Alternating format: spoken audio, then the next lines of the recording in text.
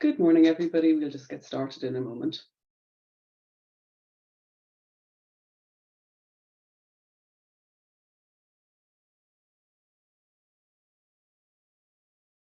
So good morning, everybody. Thank you for joining us this morning, where we're going to be talking about understanding your digital risk appetite, making the transition to new technology. So just quickly, for those of you who are not aware of Hart Square, we are a consultancy practice and we work only in the not-for-profit sector. So I want to just go through some general sort of housekeeping rules before we go on to the main session, just to say that the session is actually being recorded and it will be available to download on demand afterwards on the Hart Square website. You'll see that there is a Q&A box, and that's for any questions that you have for the speakers. And we want this to be as interactive and as useful as possible. So please do put your questions in throughout the session, and we will cover off as many of them as we can. You'll see also there's a chat box that's really for any more sort of technical questions, support questions, or any problems that you might be having with, with hearing the session or anything like that. So please do put them in there, and my lovely colleague Rebecca is in the background and she will be keeping an eye on those. So I'm Joyce Harmon. I'm Senior Client Relationship Manager at Hart Square, and I'm absolutely delighted to be joined by my colleague Billy. Billy, if you'd like to introduce yourself. Yeah, hi everyone. Yeah, so I'm Billy P, Senior Business Change Consultant here at Hart Square. Thanks, Billy. So we'll be hearing more from Billy shortly. So I want to run just a quick poll. This is really just to kind of give us an idea of, where you are sort of on this journey, so that we can hopefully then shape sort of some of the content for the session. So just let me quickly launch this. So what we're asking is, do you have a clear understanding of, what project risks you might face? So I'll just let this run for a few more seconds. Interesting, at the minute it's a bit of a mix between the yeses and the unsures, but interestingly so far no no's, which I think is definitely quite interesting. So I'm just going to let that run for another second. Okay, so let me end the poll and then I will share the results. So yeah, so very interesting. 67% are unsure, which I think possibly hence why you're joined us this morning, to think about, what are the risks and kind of how you look about managing them. But good to see that there is, still 33% of people that, that are aware. So that's really good. So let me just stop sharing those. So I wanted to cover off some of the sort of the key areas when thinking about making that transition to new tech. So when we were putting together this topic and when Billy and I were discussing it, we were very much looking around the first sort of stage of that transition is kind of three fundamental areas that you need to think about before you would then go on to expand into more around risk. But looking at sort of that first key pillar around strategy. So being very clear, when you're thinking about technology, what are the technology goals for the organization? What are the current challenges that you're faced with the current technology that you have? What's working, what's not working? Is actually the issue with the technology, is it actually the technology that's the problem? Or is it actually that it wasn't very correctly implemented, the scope wasn't right, people were not trained correctly, there's been no ongoing support? So is it actually really a technology issue, or is it a wider kind of internal user issue? But also thinking about your strategy. Do you have the capacity to take on a new project, a new technology project? Implementation of any technology, it takes a lot of time and resource, so you do need to take that into account. But then the next fundamental question is, moving over to any new technologies, what are the benefits? So, do you have a very clear documented set of what the benefits that you're looking to achieve? Again, these benefits, do they fit into the strategy? Why are you doing this? Does it make sense in the overall scheme of what we're trying to do as an organization? But also thinking on the benefit, thinking about the timeline, how long is this project going to take? Is that realistically, again, thinking of what your strategic goals are? If you have a strategic goal that has to end, by the end of 2024, but the implementation of this project might take you into 2025, does that match timeline wise, for example? And then obviously risk, which is one of the main areas that we're going to be talking about today. What are the consequences of not taking action? what are the risks of not moving to this new technology, but equally, what are the risks of, of moving and not moving? Are you aware of all the different risks associated with the project, and have you got a clear, defined plan of how to mitigate against those risks?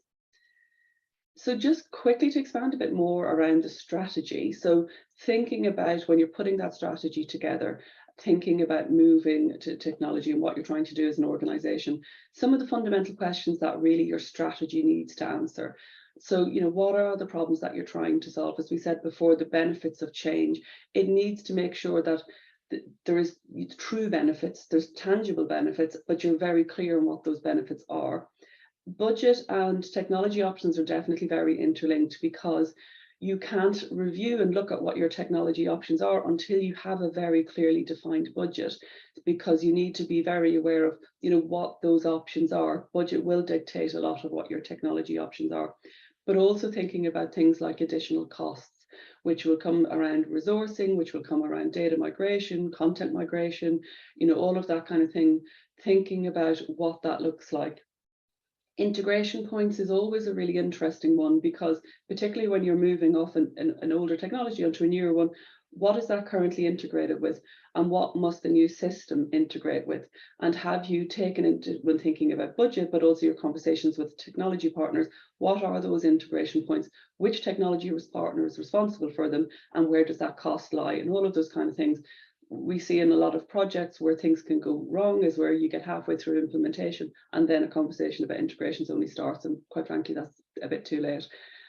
Then thinking about, as I said before, your roadmap and your timeline, making sure that you have a clear roadmap. If you're an organization that runs a big campaign every year, or that you have various different events, or also equally thinking about Christmas, we would never recommend anybody going live at Christmas time, thinking about that timeline and all of that, the risks of when the project is running, when you're going to be doing testing, when you're going to go live, think about the risks associated with that timeline. And then resources and skills, this is one I could talk about all day long, but thinking about, what are the resources that you need? For example, your project manager, your project sponsor, your business lead, your subject matter experts, have you got those resources identified? Are you going to have to backfill? Do you need to bring in external help? All of these things need to be thought about in your strategy, but equally thinking about what the risk element is around that. This is just some example of some benefits. This is by no means all of the benefits on a project, and this is kind of thinking around if it was a CRM system, for example. So bringing in better streamlining of processes, better integration to other systems, that consolidation of data that can be truly trusted. One of the things that we often talk to clients about is they say, we have lots of data, we can pull reports, but we can't trust the data because the data is either out of date or some of the data is off system. So bringing all of your data into one place that can be trusted, can be used, can be reported, so you get better, accurate and easy reporting, and also that people can self-serve and that they can manage the system themselves. Having that single member, donor, supporter view, whatever, depending on what type of organization you are, getting rid of manual processes, manual workarounds, bringing in better efficiencies. And a lot of organizations, the conversation constantly having with people is people are working off system. There's lots and lots of spreadsheets, the secret spreadsheets. So moving away from that is to bring in, much better efficiency. So as I said, this is just some examples, but very much thinking about the start, what is it that we're trying to do? And I suppose also one point about benefits is it is not all about just saving money, because often when people talk about what is the return on investment, the ROI on your project going to be, very often boards get very obsessed with that it has to be financial benefits, but you have to look at all of these other things. So, taking that holistic view when you're talking about benefits. Then looking at project risks, and again, these are just some examples. They are by no means all of the examples. So really, one of the biggest project risks we always see is around scope, where if there's not a clearly defined scope on the project, when you get into that discovery phase, when you get into that testing phase, very often what happens is then when people see sort of the art of the possible with the new system, then they're suddenly wanting to bring in all these extra scope because people get very excited about the new system. That's when cost gets expanded, timelines get expanded, all of those kind of things. So looking at the risk around scope and making sure you don't have any scope creep. Thinking about data on every project, is one that's always underestimated. So thinking about your data migration, your plan around data migration, you're getting prepared for data migration. You know, who is the person going to be responsible for that? Who's the person who's making decision around what data moves from the old system to the new system, how long you need to retain data, all of that kind of thing. So very much looking at that. Definitely around testing, and I know that Billy will definitely have some views on this when we talk to him later, but testing is one of those areas that can go horribly wrong. There's a big risk on a project. Very often there is a perception that the technology partner is going to be the one who's going to write your test scripts and they're going to do the testing for you. But in essence, that just means they're marking their own homework. You have to be the people that write your test scripts, that do carry out the testing, because you're the only people who can test the system for how it needs to work for you. So testing is one of those areas where, from a risk point of view, if it's not managed properly, if there's not a proper plan put around it, can really leave a project to come completely unstuck. Budget, obviously budget is really, really important. And the important point is to making sure that your budget is realistic. Now, there's always a hot debate around should you have contingency on a budget or not. I would say you always should, because having a contingency doesn't mean that money is there to be used, but it's about being realistic, because sometimes around scope, there might be something you do decide would be a benefit to make that change throughout the project. What you don't want to do is have to go back to the board mid-project to say, we now need more money because. So having a realistic budget and having that contingency, by having that contingency, it also helps de-risk a bit as well. So these are just some, as I say, just some examples around risks that are worth considering. So thinking about that, sort of developing your risk strategy or risk register, really, what do we mean by this? So at the start of the project, what you're trying to do, it's a really good framework. It's basically, it can be a brainstorming activity. So get the project team together to brainstorm what are all the risks that could occur on this project, so that you've got a clear structure for the project. It's really important that you embark on this right at the start of the project. So risk will change throughout the project. That's absolutely normal. And I think the important point is, very often when you mention the word risk, people think it's kind of a bit of a dirty word, that having a risk register with lots of risks on it is a really negative thing. But the reality is it's a very positive thing, because what it means is you have identified the risks, you're managing the risks, and you're tracking the risks. So it's really important, and it's a really positive thing on a project to have this. The important thing is that a risk register, it's not shelfware. It must be updated regularly. It must be reported on your board meetings so that people can see what's happening around it. And then finally, just quickly to go through these before we bring Billy in. So thinking about developing that risk register, that strategy from a very basic level, and this can be done in an Excel spreadsheet. It doesn't have to be anything complicated. If you think about it as kind of 4 pillars, 4 areas, 4 questions that you need to answer. So what is the risk event? So what we mean by that in basic terms is, what could possibly happen that could, cause harm to the project? Thinking about what are the different things that could go wrong, in essence. Then thinking about the risk probability. So you've identified the possible risks. What is the likelihood and probability of that could actually happen? Thinking about that and having realistic conversations. Then what's at stake? So with that risk, what could potentially be lost? What could the cost be? What could the impact be if that actually happens? And then most importantly, what is the risk mitigation? So what can you put in place to prevent that risk from happening? So it's from a very basic level, it's kind of 4 points that you need to be covering when you're developing that, to kind of answer those questions, so that you can start developing that, that your risk register, your risk strategy. So enough from me. I'm going to bring in Billy. So Billy, I suppose, tell us a bit about yourself and your background. Yeah, thanks, Joyce. Thanks, everyone. Yes, I'm Billy P, Senior Business Change Consultant here at Hart Square. So I've been here nearly 5 years now, worked on a number of projects with lots of great different not-for-profit clients, from charities and membership associations. And prior to that, I spent 4 years at Cancer Research UK, working on a range of different technology projects, but also started out in their fundraising department. So they give me a really good introduction to the not-for-profit sector and some of the different challenges that those organisations face. Perfect. So lots of experience. So delighted you're with us today. So what are the drivers that you're sort of finding with clients, to change technology and to move away from older tech? Yeah, I think it's a good question. I think obviously with events over the last few years, I think organizations have a time to sort of reflect on their technology and their CRM, their website.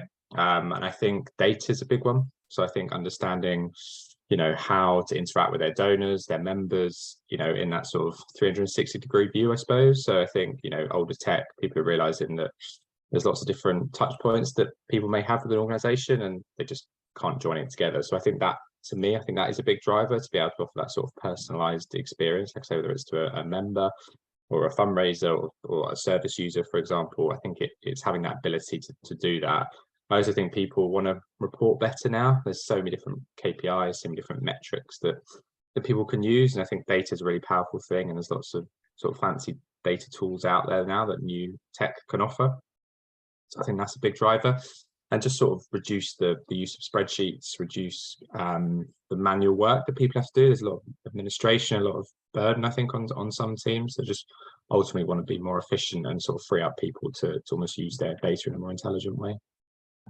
Yeah, absolutely. I completely agree. It's that efficiency and that best use of data, because as I sort of said, in the previous slide, people can have an awful lot of data, but if they can't trust it, it doesn't really mean anything. Yeah. So it's I think if you're having to update spreadsheets, but also update CRM, and your time is then split between doing both of those tasks, and it just reduces the sort of efficiency, I suppose, of where you can be really sort of using that data in a smart way. Yeah, absolutely.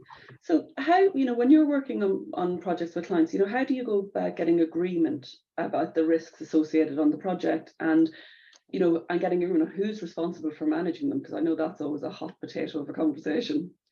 Yeah, it's a good question. I think the most important part is at the start of the project. That kickoff phase or that initiation phase where as a project manager, you're sort of building your project documentation, your governance. Having a risk register at the start of the project is really important, and having not generic risks, but having some key project risks that will run throughout the project lifecycle.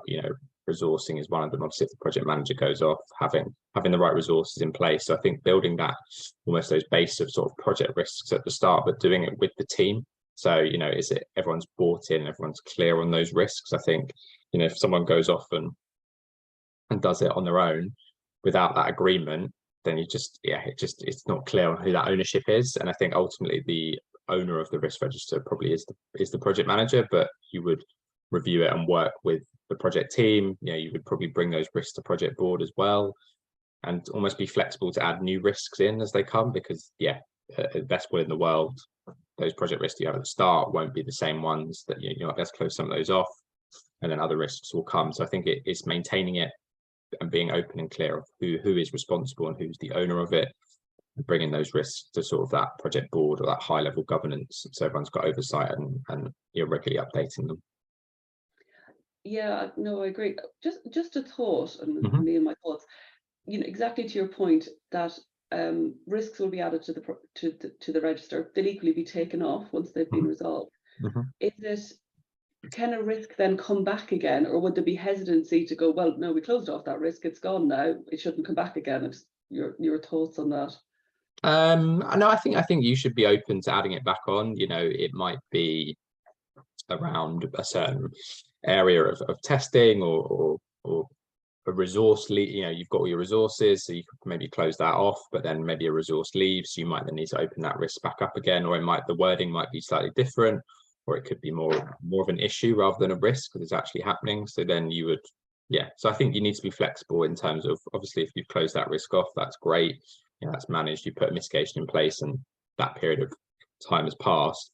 But it could well come back, or it could be slightly different, or it could maybe more of an issue rather than a risk.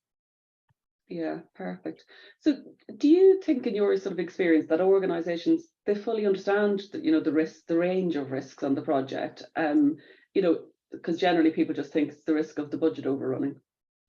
That's a good question. I don't want to offend anyone, but sometimes no, probably not. Like, I think risks on a project will completely vary depending on the size of a project. And obviously, budget overrunning or the timeline overrunning, they're obviously two things that we never want to happen on a project, but it could happen. But it's important to be aware that risks can happen in a range of different ways and needs to be managed throughout the project. So resourcing their business critical time, for example, if you're scheduling, what we talked about earlier, if you're scheduling testing in a time of when, you know, event season's on, but you need fundraising, and that's obviously a big risk to the sort of quality of the project. You know, making sure scope creep's managed, for example, is also really important. So I think it's being aware that the range and the risks should come from anywhere at any point in the project and from anyone. You know, it could be a really small thing or it could be a really major thing. So I think it's important to keep an open mind on what risk is and how it's managed, and like all those points you mentioned in your slide, they, you know, I think it's just keeping on top of them, but keep talking as well. And I think if everyone's aware of it, you can put those mitigations in place and hopefully reduce the risk to the project. Yeah, absolutely. So, you know, what advice, you know, based on your experience, that you would give to organizations thinking about changing technology, and, you know, really when they need to review risk? I mean, I suppose it's kind of a, is it a load of questions? You know, when should they start thinking about risk? Is it before the project, at the start of the project? Is it mid project? What, you know, what's your view around it? Yeah, I think it's really important to review project risk at the start. So obviously, you know, like say, got that baseline of those project risks at the start, but I think you have to continually review it. So the project will develop, evolve, you'll go through sort of peaks and troughs in terms of where you're at in the project. And you know, I would recommend being flexible in terms of how regularly you review your risk register and just your approach to risk in general. But, you know, maybe once a month at the start of the project, but maybe, you know, as you're going through the project, you would want to review it on a regular basis with the project team, just so you're aware and you're keeping on top of it. You know, it could be quite easy to almost have a risk register. You've got all the risk documented at the start, but then you don't really use it throughout the project life cycle. And then you sort of only check maybe towards the end. So I wouldn't recommend doing that. So I'd recommend being flexible and, like I say, maybe once a month, but you know, if it's once a week because the project really needs it, then that's great. So I wouldn't set a definite point in time, but I would say you need to, you know, at the start of the project, once you know you're doing a project and you've got almost the approval, get the risk register set up and start thinking almost and being proactive in your approach to it. And just as well as thought on that, because I completely agree with you. It should be at the start. Do you thinking about that kind of that even further stage when you're at that sort of that business case strategy development stage?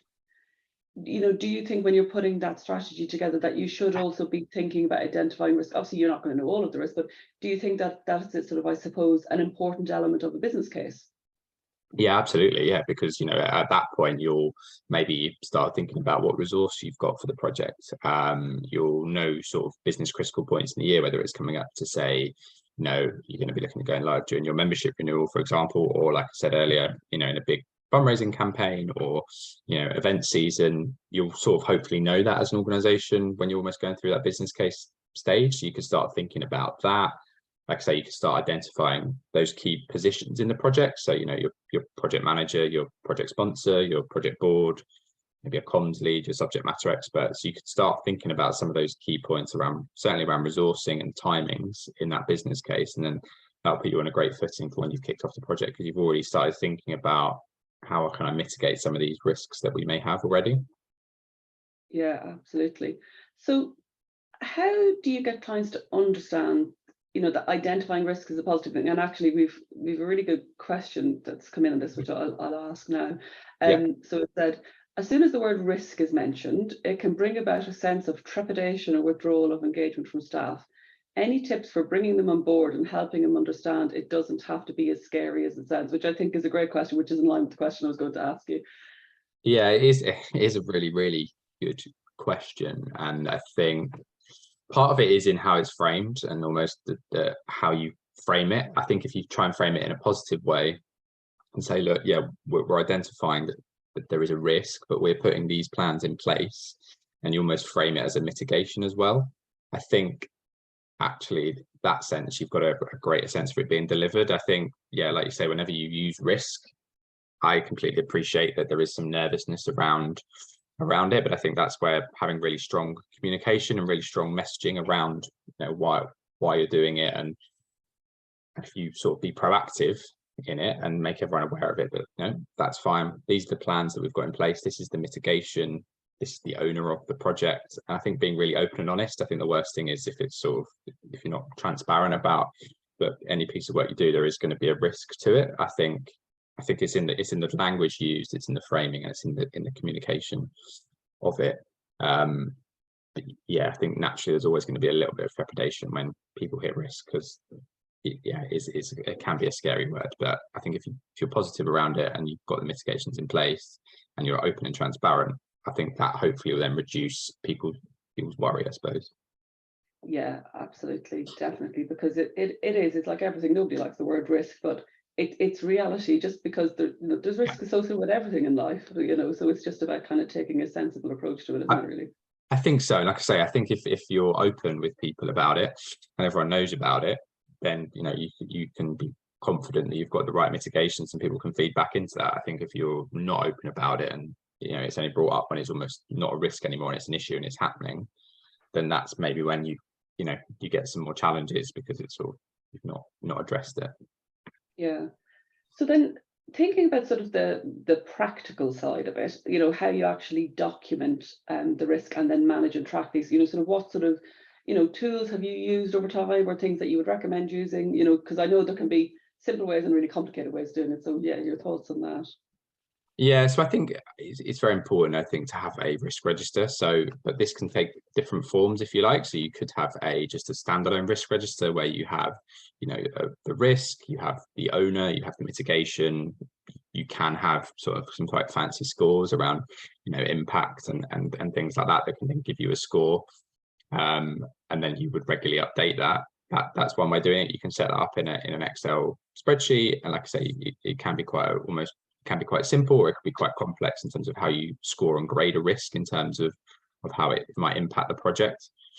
You could have something called a RAID log. So this would be where your risks, actions, issues, and decisions are all tracked in one sort of spreadsheet, but on different tabs. So that's another way that I've worked in the past. But then again, yeah, very simple in terms of setting that up, and it's all managed in one place, and it's very documented and it's very clear in terms of what the risk is. I think the most important thing is the owner and the mitigation. Like I say, scores, everyone will have a different way of judging a score. So yeah, maybe it might work for some organizations, it might not, but I think the most important thing is what the risk is, who the owner is, what the mitigation is, and almost, if there's a time bound on it, putting that sort of date in so you can track it. And I would, like I say, I would review them on a regular basis.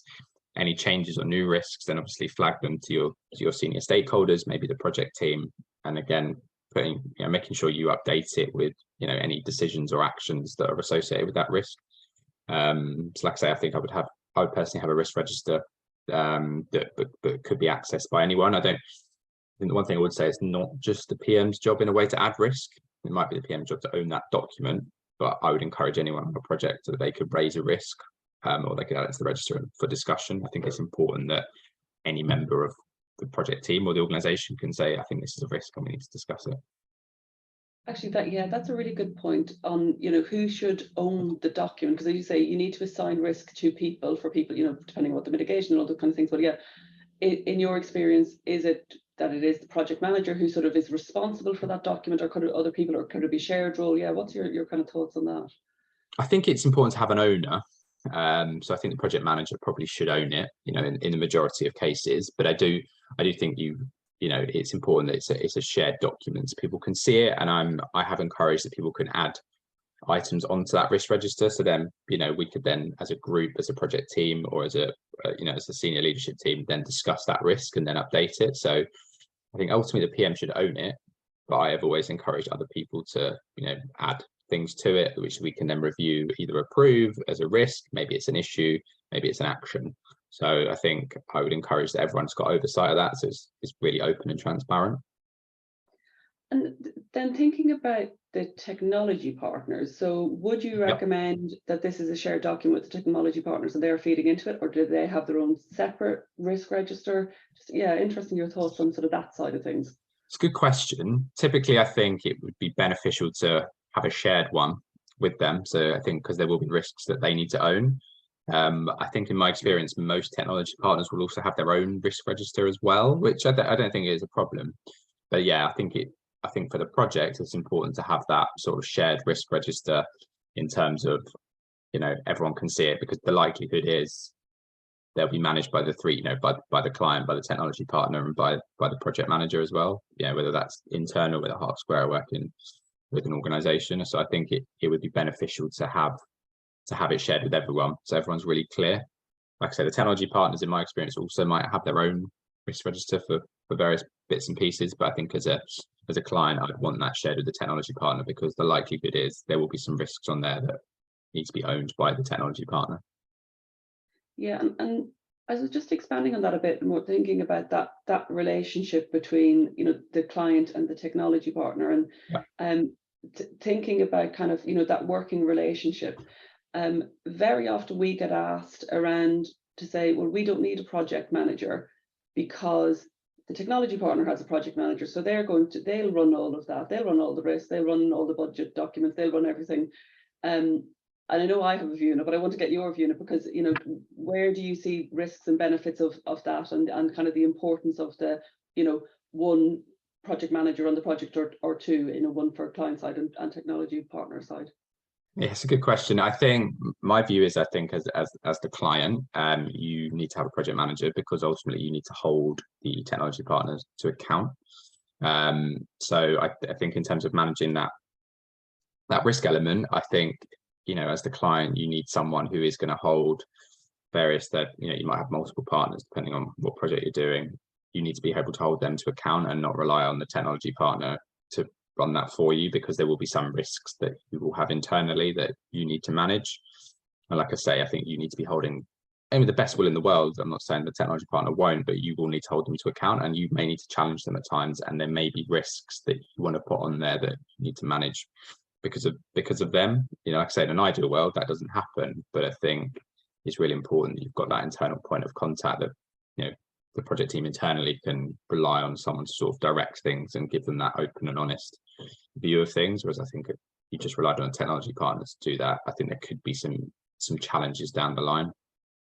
Yeah, definitely. You kind of, it needs that clean line, isn't it, of, you know, Yeah. who's responsible for And what, and kind of which camp people are in, I suppose. yeah, and ultimately you will, you know, you want to work as a team, and that's the most important, to sort of manage those risks. But like I say, there will be times where they will need to own a risk on a risk register, and you will need to hold them account to make sure they're doing that. You know, it might be a resourcing issue on their side, but you'll need to keep pushing them, because that would be a risk that is a real risk to the project. They'll know that, but I would encourage then the client to really push them on what's going on and what the update is, so you're holding them to account on it.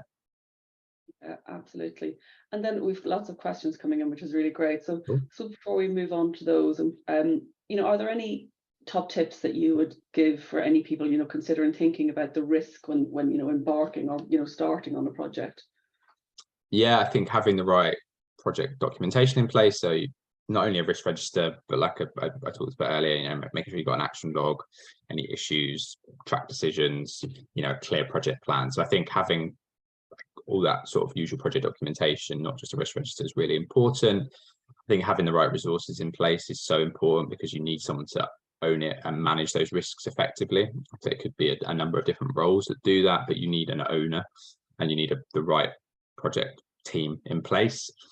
You need proper governance, so you need we would call it a project board, but you know, it might be your SMT, but to sort of the governance on those risks of what's happening. So, you know, you need to report up, and there could be some really, you know, serious risks to the project in terms of budget or reputational risk or something like that. So you need that proper oversight, so risks can be monitored, and just being really proactive to risk management. I know it, you know, updating risk registers and stuff like that can seem, you know, maybe not the most exciting task on a project, but by being proactive and thinking about it and reviewing it regularly, you might, you know, spot something that down the line actually is then an issue and it's happening, and you've got to then go into crisis mode. So you can never be too prepared. Yeah. But on top of that, you need the right people to make sure you are prepared as an organization to do that. Yeah, absolutely. So I'll let you take 1 second to take breath, Billy. Right. So look, we have some great questions coming in. So one of the ones that's come in is, what are the best ways, stroke methods, to identify the risks at the start of a project? So I suppose one of the slides I sort of mentioned, it's almost like a bit of a brainstorming session with the team. You know, how, because it's especially for people who've, you know, not, you know, they've not done a big technology project or thing before, so therefore they wouldn't even know what the potential risks are. How would you go about going, okay, let's get you know, that starting point of what the risks are? What do you do, and how, is there any sort of tips you've got around that? Yeah, it's a good question, I think. And I think it's important, yeah, I suppose, not just assume everyone knows what project risk is. I think that, you know, that's a really good point. I think, I think it is about, at the start of a project, getting a group of people, your project team, together and sitting down, and like you say, almost going through that sort of brainstorming, throwing ideas out there and thinking about things that could derail the project. So like, budget is an obvious one, resourcing is another big one, key points, testing is another one that we talked about. So almost thinking about the different stages that you go through in a project life cycle, and then almost identify, if we sign off a document late, what's then the knock-on impact of that. So I think it's trying to think about those sort of almost those key milestones and what might prevent you from doing that. And I would sort of split it in, I think resourcing is one area I would really focus on. Time is obviously another one as well. So I think that resourcing and time is probably the two areas I would focus on, but try and almost break it down by stage and milestone almost at the start of the project. And if you've got sort of 4 or 5 risks at the start, I think that's a good starting place, and then the project will evolve and things will come up depending on the size and complexity of it. Yeah. What I'm completely putting you on the spot now. Go for it. Like, what would be the biggest amount of risks you've ever seen on a project? Don't worry, I'm not asking you to name any clients or anything like that, but I suppose to just kind of give people, a kind of an example, and it's, just sort of a, having, and I'm making things up now, having 20 risks on a project is not an issue, because as in the, they've been identified, or is there a level where you kind of go, this is far too, this is ridiculous, this list is getting out of hand? Just, I'm completely putting you on the spot on that, but no, it's a good, I think at the start of the project, before it's kicked off, there might be 5 or 6 high level project risks around, if the project manager's off ill, if the project sponsor's off ill, if key people with key subject matter experts leave, funding, say, there's a funding, if you've got funding for it, that's withdrawn. Those are some of the sort of general project risks you'd have at the start. I think having like 4 or 5 as a baseline is a really good idea. I think in terms of what I've seen, maybe up to 20 risks probably I've seen on a project. But I think as the project sort of gets going and you get into the flow of it, and maybe once you're through that discovery stage, that's where some risks can sort of emerge, when you're almost going through that sort of designing your system with your technology partner in terms of that, because some other things could arise. Scope creep, obviously, people now maybe know what the system can do, but that might then throw up, oh, actually I want this functionality, which then could lead to more risks. So that could be it. But I think the further you go in the project, those risks more become issues, because the things are actually happening. So once you get to, say, testing, and you're only a month before go live, you wouldn't really want to have 20 risks on your risk register, because that could be a problem, because you've only got a month to then deal with 20 risks. So it might be more issues as we get along, because they're actually happening and you need to deal with them. So yeah, like I say, at the start of the project, or if you're going through that discovery period or before your implementation phase and you've got 20 risks, I don't think that's a problem. I think if you've got 20 risks and you're a month out of go live, that might, if they're open risks, not closed, that might be more of a problem. But I think around 20 is probably the most I've seen.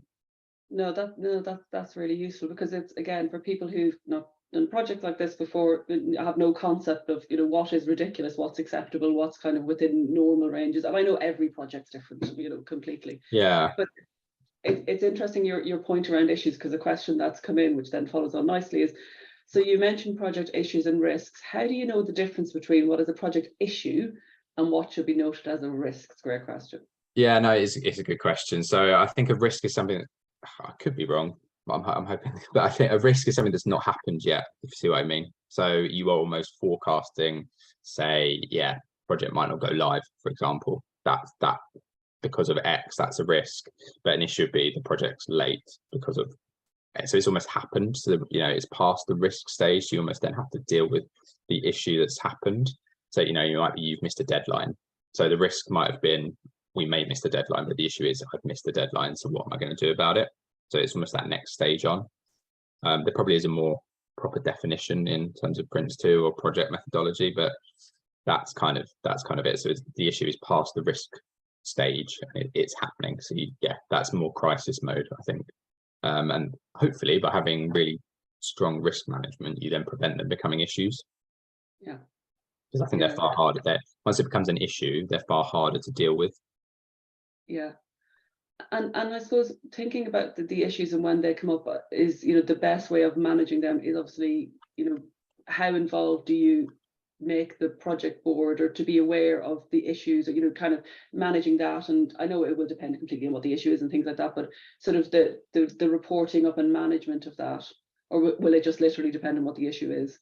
I think it depends on what the issue is. You know, if you've missed a key deadline to say sign off your discovery document to then move into the implementation phase, and the knock-on effect to say 2 weeks, but you know you have to go live by the end of November, for example, and you know, or the end of the year because you don't want to renew your license, then that is quite serious. So then you need to look at where time could be saved. I think if things become issues, yeah, you should, as the project manager, you would escalate them to the sponsor.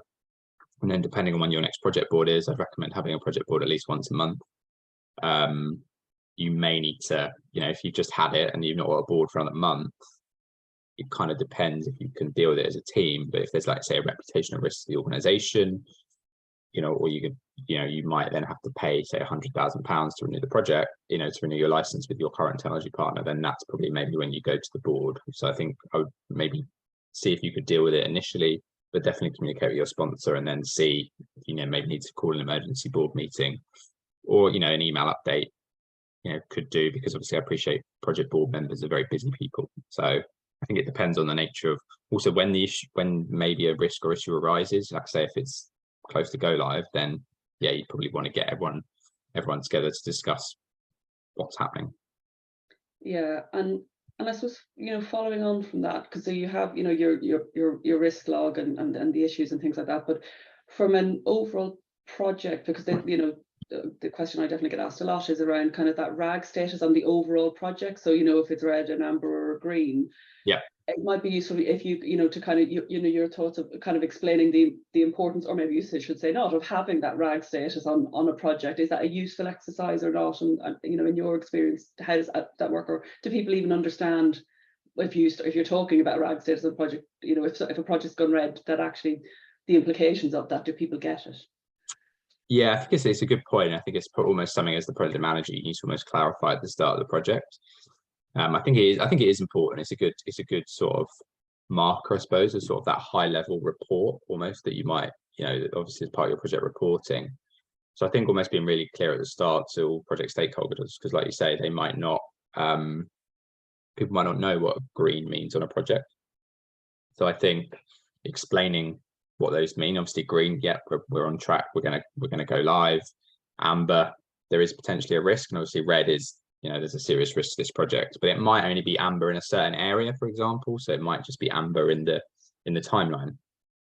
You know, I've done it like that before, where you must split it between, like, you know, project timeline and budget. So you could, you know, you might be, yeah, we're on time, but it's actually we're going to go over budget. So you could split it like that.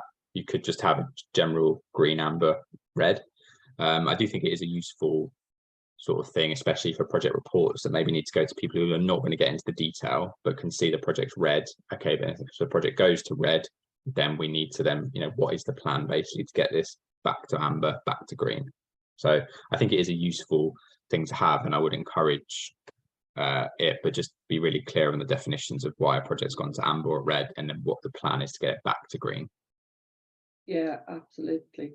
So this is an interesting question. From your experience, who do you find raises risks the most? Is it the senior management team, the project manager, or other team members? Is there a common denominator? Probably, I mean, from my experience, probably not senior management. I would say generally in my experience, it's either the project manager or subject matter experts that would be proactive in raising risks. I think the senior management are more interested in what's going to be done about it.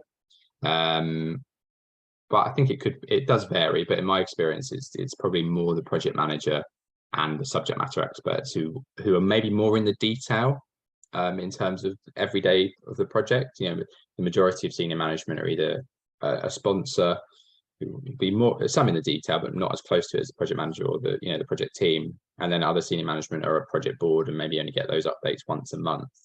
Not to say that I haven't had it, but typically it would either be, you know, myself or the client project manager or the technology partner project manager, and then subject matter experts on the client side generally. Another interesting question, and I know I've got opinions on this one, but So do you think there's more risks in using multiple systems versus having one system doing everything? We currently have several different systems, but are considering how we can streamline and automate going forward. So yeah, thoughts on that one? Yeah, I think in an ideal world, and I appreciate this is an ideal world, you would limit the amount of different systems that you have, because I think especially if they're not integrated as well, that can be difficult to then sort of track where data sits, and then you're doing a lot of importing, exporting, maybe manually updating. However, there are probably some examples of where a CRM, if we use that as the main system, for example, may not be able to offer functionality that other systems can offer. So therefore, sometimes it is beneficial to maybe have a couple of best of breed systems that maybe sit outside of a CRM. So an example might be a volunteering system. Say you do a lot of volunteering, manage volunteers. There are some really good volunteer management systems out there that maybe can do it better than CRM. So therefore, you may just have that as a separate system, but everything else, and a CRM can do volunteering, but it might just be that you've got maybe some complex requirements. You might want to do that separately, and then you can build the integration. I think where you get into multiple different systems that are integrated, there's obviously a cost of building the integrations between the systems.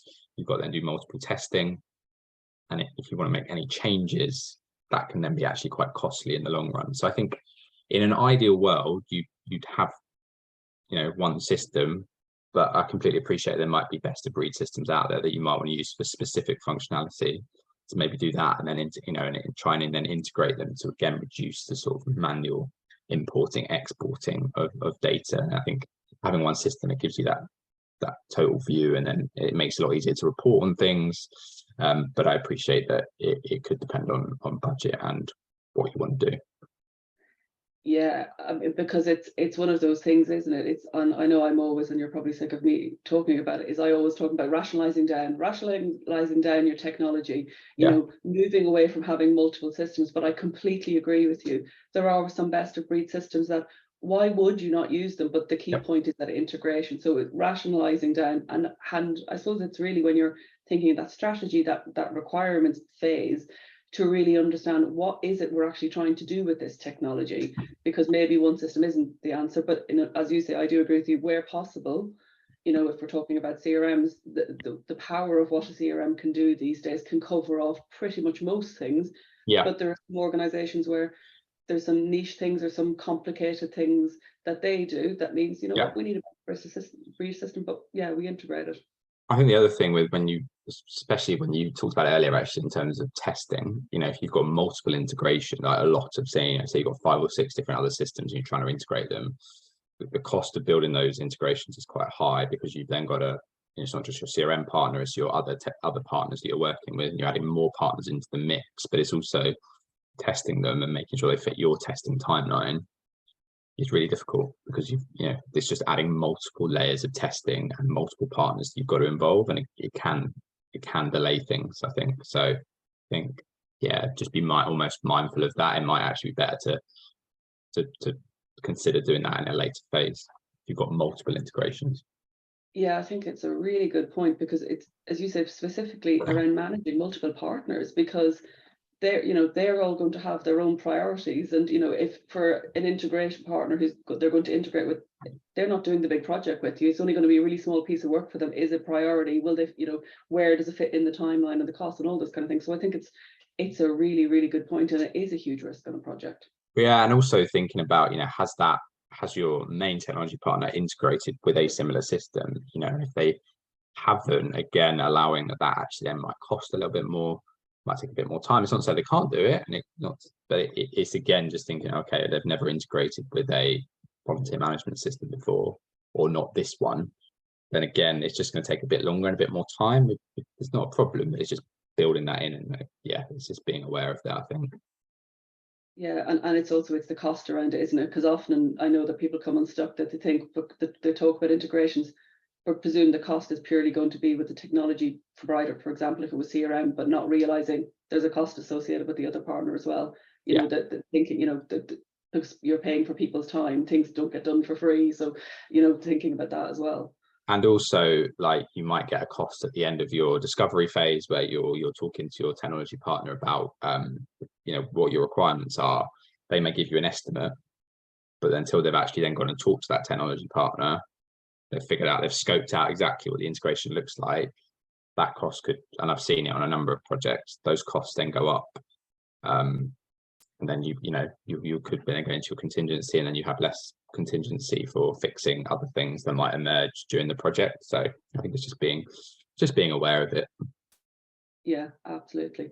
So another really good question. So you mentioned that the tech partner will have their own risk register. How involved do you get in theirs? And if you do have any concerns on the delivery side from their project, so sorry, I read that really badly. So the technology partners have their own risk register. If you have concerns about how the project is going kind of from their side of things, how involved do you get in their side of their risk register, or generally flagging the risks that you're maybe not happy with how things are going?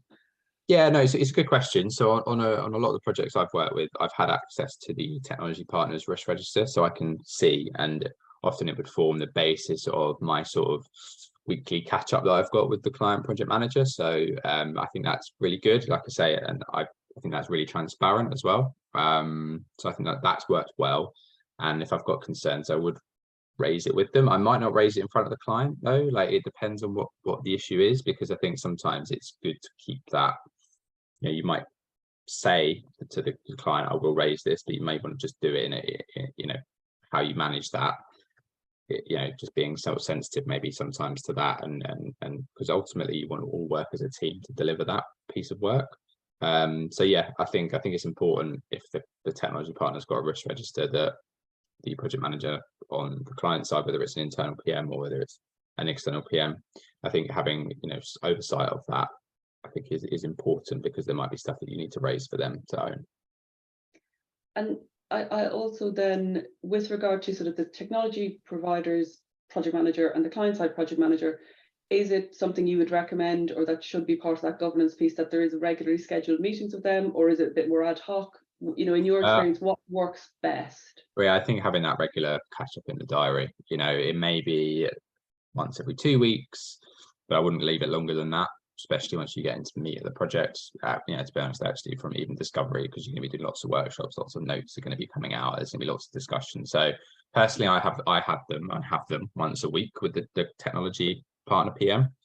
But I think once every 2 weeks would be the longest I would leave it. Obviously, if people are on leave or things happen, be flexible. But I think having that regular touch point, and calls might only be 15 minutes one week, but 1 week it might be an hour. I think having that time in the diary aside means you can have those chats, you can have that catch up. You can provide any feedback that's come out, or discuss anything that that's upcoming. So I think it's really important to talk, especially now where it's more of a virtual world. So it should hopefully be quite easy to just jump on a quick half-hour call. Yeah, and I suppose, conscious of time, and really we've had lots of questions, sadly won't get through them all, but really, you mentioned earlier about that kind of that go live stage, and looking at the amount of risks that you have on the register, pre go live. And I suppose thinking about that sort of risk and coming towards the go live stage, do you think it's important to have, people will hear the term, go live, go no go. That's what I'm trying to say. Go no go. Is that something that you think is critical on a project, and what are the kind of factors you're looking for that pre go live to go? Can we go live? Yeah, it's a good question. So I think I would I think you 100% need a no-go decision meeting, and it is quite late in the day, really. Ultimately, typically, and it will vary, you would sign off your user acceptance testing 3 or 4 weeks before go live in an ideal world. And therefore, that then gives the technology partner the time to sort of prep and get everything ready for go live. I recommend having sort of no-go decision meeting maybe a week before. On the client side, I recommend having sort of a go live checklist that you're then working towards. And I think almost the agenda for that meeting is almost your go live criteria, almost, as the client. If there's some fixes that needs to be done post UAT, are they done? I think that's the main thing, actually, is almost looking at any development that has to be done before go live. So is all the critical functionality there? Yes or no, basically. And I think that's almost where you go through that list and basically say, yeah, all that stuff is there for my minimum viable product. We're happy to go live. However, you know, and also then having a plan for that week of go live if there's any other fixes that need to be done, and agreeing clear ownership and a clear timeline of, okay, we know that we're going to go live, but there's X, Y, and Z to be fixed. Again, you would agree that at your no-go decision meeting. But in an ideal, touch wood, I've never had one where it's no-go, it's always go, because you'd like to think that it might have been raised before then, but you just never know what might happen. It might be that actually something's arisen from testing and multiple changes need to be made to the system, and therefore actually that's going to delay us. In an ideal world, that doesn't happen, and like I say, it's mainly going through any issues that have arisen from testing, I think, and making sure that your acceptance criteria from the minimum viable product, they've all been hit and you're happy to go live. But one thing I would say actually is, if you, as the client, if you're in that situation, you're unsure, please do raise it, and do say if you're actually concerned. Almost don't go along with it just because you're worried about potential cost impact or any other impact. If there's something you're not happy about, that, you know, please do raise it, because that's what that meeting is there for. It shouldn't just be a rubber stamp. It should be a genuine conversation and genuine agreement. So I think if something's come up and you really don't think you should go live, then please do raise it and be honest about it, because ultimately, you know, you're paying for that, so you've got to be comfortable going live. Yeah, and I think that sums up really nicely to come to the end, and I absolutely 100% agree. Don't just go live because you feel under pressure to. It will come back to haunt you. Have that sensible conversation. But as you're saying, you're not leaving it all to the last minute, so you know you shouldn't really be getting to the end and there's any surprises preventing you from going live. But equally, things do happen, and sometimes projects do get delayed going live, which is fine. Because sometimes it might be just going, we need to delay this a week or two, which is absolutely fine. But it's about that open and honest conversation, isn't it? Absolutely. Yeah, like I say, and that meeting generally will be to go through any final bits that have arisen from testing. But ultimately, once you sign UAT off, that is almost we're happy that all of our risks have been mitigated. All of the all of our deliverables are there with a XY caveat.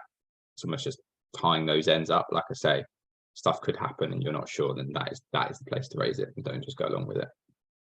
Brilliant. Well, so we've run out of time, unfortunately, but Billy, thank you so much. That has been really, really useful, really, really insightful. And I think, you know, and thank you. We've had some really great questions come in.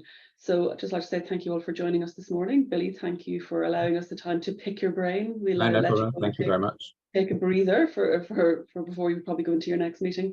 So thank you everyone for joining us today, and hopefully we'll see you on another session shortly. Thank you. Cool. Thanks everyone.